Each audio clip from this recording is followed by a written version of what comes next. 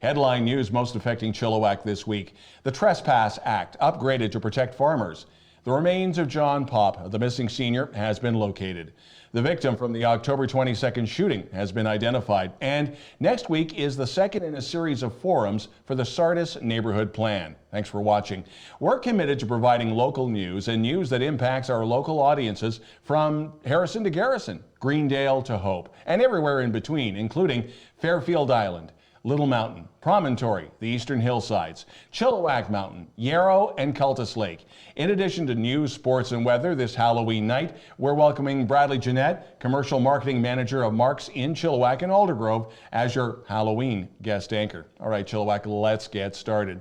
Last week in the BC legislature, an amendment was proposed by Chilliwack Kent MLA Laurie Throness that the Trespass Act be upgraded to protect farmers. Throness and the co-author, Delta South MLA Ian Patton, were surprised that the private member's motion passed first reading unanimously. Now, what this means is that the definition of premises was specified to include a building or permanent structure designed or used for shelter for livestock. Throness told chillTV that this will include food processing facilities like packing plants, quote unquote, that I have in my writing, and to address the breach of biosecurity protocols, which, as you know, can spread disease and wipe out hundreds of thousands of animals, as what happened just a few years ago with the avian influenza in the valley. When protesters stomp all over a farm, they can bring disease in, and it's not very thoughtful of them to jeopardize animals in that way. It started with a social media plea for someone's dad who went missing. That was 1 week ago on Tuesday. By Wednesday, a full-blown search with a Facebook page. Last Saturday, the word came that no one wanted to hear. Monica Wickham posted that her dad, John Pop, who had severe Alzheimer's, had been found. The body of the 79-year-old was found off a trail not far from his home. The victim from the October 22nd Chilliwack shooting has been identified. The homicide early that morning by Wash World on Yale and Fletcher. This was in front of the Ruth and Naomi's main shelter. The victim is 27-year-old Keith Baldwin. iHit calls this a targeted shooting and no suspects have been arrested. At the same time, gang-style shootings also happened in Abbotsford, Surrey, and Coquitlam.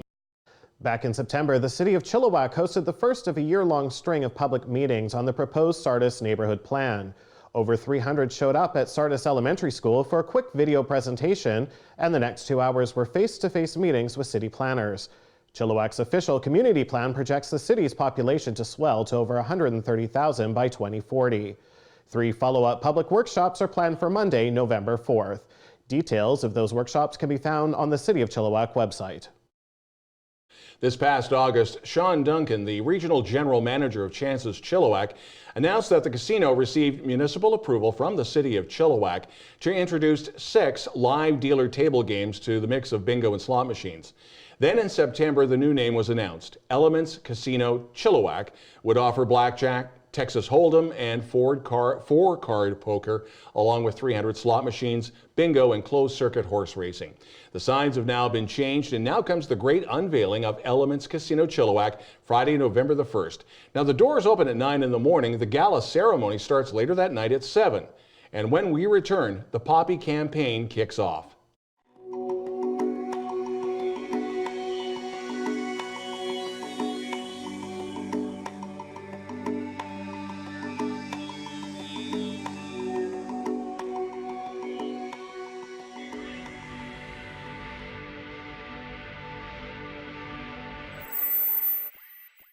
New street signs featuring a poppy have been installed on Main Street between Patton and Wellington. Chilliwack Mayor Ken Popov unveiled the final sign and joined Royal Canadian Legion Branch 4 Vice President Sharon Churchill and Branch 280 President Krista Smith to kick off the Legion's annual poppy campaign prior to Remembrance Day.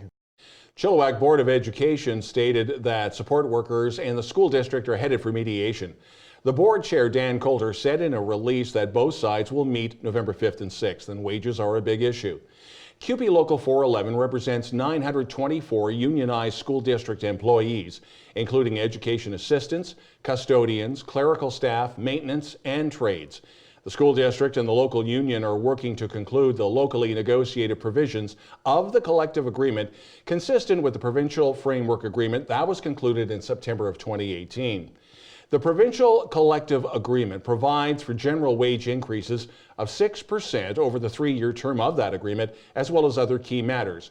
Over 70% of public sector unionized employees are now covered by collective agreements reached under the provincial government public sector bargaining mandate, including many CUPE locals in school districts. With 2019 on track to be a record year for mushroom poisoning calls, the BC Centre for Disease Control's Drug and Poison Information Centre is urging British Columbians to use extreme caution when foraging or consuming wild mushrooms. Poison Control received 201 mushroom poisoning calls as of September 30th, well on track to being one of the most active years in recent history. Comparatively, all of 2018 saw a total of 202 calls, an increase from the 161 calls received in 2017. Approximately 2/3 of mushroom-related poisoning calls in 2019 involved children under the age of 5.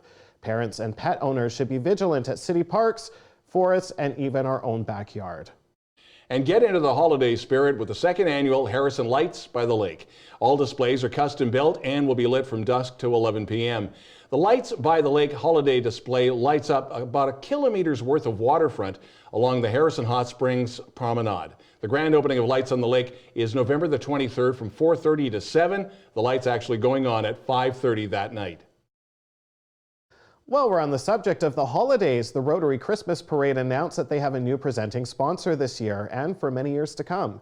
Mountain View Harley-Davidson are proud new partners of the huge city event, and it should be better than ever. With an exciting parade this year, 5:30 p.m. December 7th, right downtown.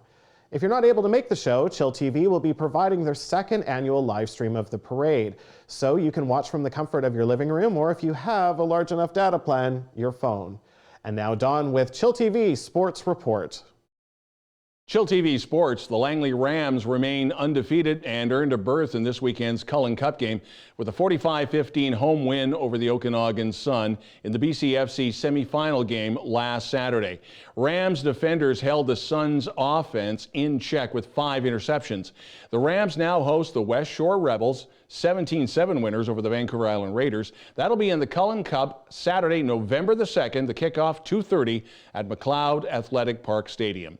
Meanwhile, the Valley Huskers, they didn't make the playoffs and they handed out their team awards. Brandon Poulin was the team MVP as well as Offensive Player of the Year. When the opportunity arises, you go for the best deal. Chilliwack FC has purchased Soccer Plus. When you look at this from a business and sports perspective, it does make sense. Chilliwack FC Chair Andrea Laycock told chillTV that the chance to buy the soccer store outlet was the perfect storm in regards to price and timing. Now, the purchase price was not announced. Laycock will be leaving her ticket and marketing position with the Chilliwack Chiefs to work full-time on this new project. And the Fraser Valley Bandits of the Canadian Elite Basketball League announced they've reached an agreement, a mutual agreement, with head coach and general manager Peter Gerussi, and that his tenure with the team will not be extended for 2020. His contract expired at the end of this past season. No time frame has been announced by the club to have a new head coach and GM in place. An international search will begin immediately. The 2020 CEBL regular season schedule will be announced later this fall.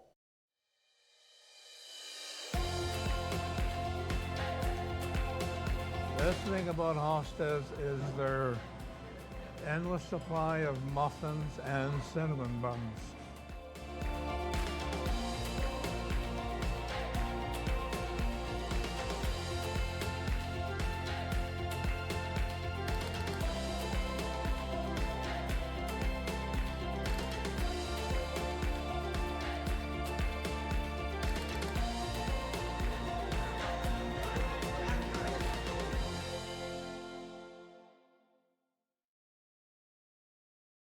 chillTV weather, a ridge of high pressure is bringing cold temperatures in from the prairies, so that's plenty of sunshine for the valley with highs of 11 and lows near freezing. As always, the ghouls at RCMP have released their Halloween safety tips. Don't go trick-or-treating alone. Children should be accompanied by a responsible adult. Be seen, wear bright costumes and carry a flashlight, glow sticks, or have reflective tape on your costume. Wear a mask with eye holes large enough to allow you to see your surroundings. Consider makeup. Older kids and teenagers use the buddy system and don't go out alone. Do not approach houses that have their lights off. Let your parents know where you're going and when you'll be home. We'd like to thank our very special guest this week, Bradley Gionet, our guest anchor, and outside of Mark's, you're also involved with the arts community in town. I am a member of the Public Arts Advisory Committee, so when public art comes to Chilliwack, I actually get to give my opinion on it. If you'd like to share the spotlight, even if you've never been on camera before, send us a note to news@chilltv.ca with your CV, and if you have it, links to your video. And if there's something in Chilliwack in the Eastern Fraser Valley you feel we should be reporting on, again, send us an email to the same address, news@chilltv.ca. That's the news this week. Happy Halloween. I'm Don Lehn.